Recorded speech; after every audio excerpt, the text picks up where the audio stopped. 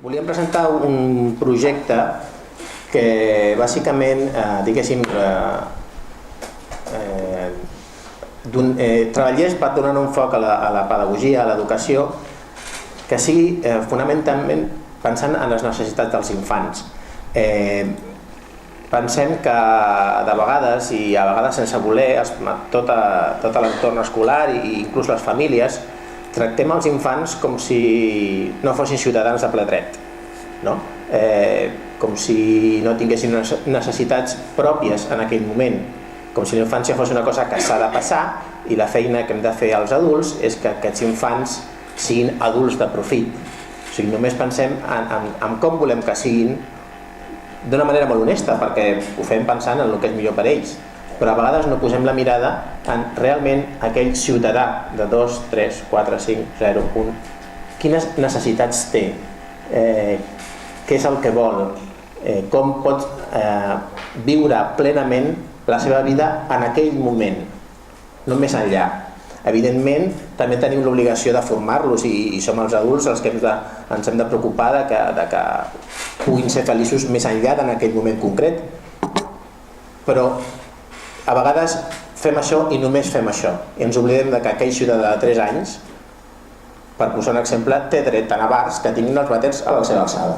És un exemple molt pragmàtic i poc pensat en la pedagogia, però a partir d'aquí, a partir d'exemples d'aquest tipus, ens adonem que no ens fixem en ells en les necessitats que tenen en aquell moment. Pensem que és necessari potenciar pedagogies que es fixin precisament en aquest cas i que no només estiguin pensant en les sortides laborals, les necessitats dels adults. De vegades tenim una contradicció molt gran perquè des de les escoles els mestres ens diuen que el que passa és que els nens passen poca estona amb els pares i llavors volem, i amb aquesta anàlisi després el que volem és una 6a hora, o volem més hores d'extraescolars, o volem jornades no contínues sinó partides que es reverteixen en que els nens passen més hores a l'escola. O sigui, a vegades tenim contínuament discursos contradictoris, no?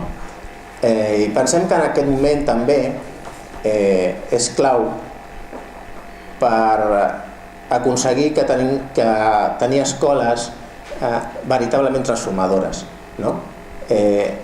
Com que després parlarà també la Rosa, no? Que l'educació ha de ser un primer pas transformador de la societat. És allà on donem formació, on estem treballant amb els nanos i on ha de ser el primer pas perquè després els bons valors arribin a la societat. O sigui, és allà on hem d'intentar educar. A la taula d'abans hem parlat, no? Després arribem a les escoles amb uns missatges d'ètics, de valors, no violència, quan les pedagogies que fem a les escoles a vegades són contradictòries amb aquest missatge. Fem missatges competitius, fem missatges de no créixer personalment, sinó simplement en el que volem tenir, feina, tenir projectes més endavant d'adults, i no formem a les persones en el que han de ser, en com han de ser, en cuidar la seva ànima, no? La seva manera de créixer, la seva ètica. Si són les famílies les que són fonamentalment les que han de pensar en l'educació dels seus fills, hem de donar possibilitats que hi hagi pedagogies alternatives dins del sistema. I dins del sistema vol dir que no volem èlits, no volem només escoles privades que puguin fer pedagogies alternatives, sinó que la mateixa escola pública pugui implementar pedagogies diferents que fomentin un altre tipus d'educació. Ara hi ha exemples a diverses escoles. De fet, jo formo part de l'AFA d'una d'aquestes escoles públiques que estan aplicant pedagogies alternatives, educació viva, i que veiem com en molts casos ens trobem amb dificultats pròpies que ja s'estan reivindicant, no? Com l'augment de ràtios. Vull dir que això no és contradictori amb altres reivindicacions que hi ha en el sector. És el moment perquè tots els sectors ens podem posar d'acord per aconseguir unes escoles realment transformadores.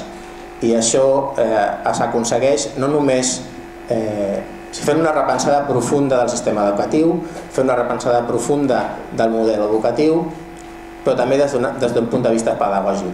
O sigui, no és només amb aquest format que podem implementar, sinó anem més a baix, anem a veure com han de ser les escoles, quines necessitats tenen els nens.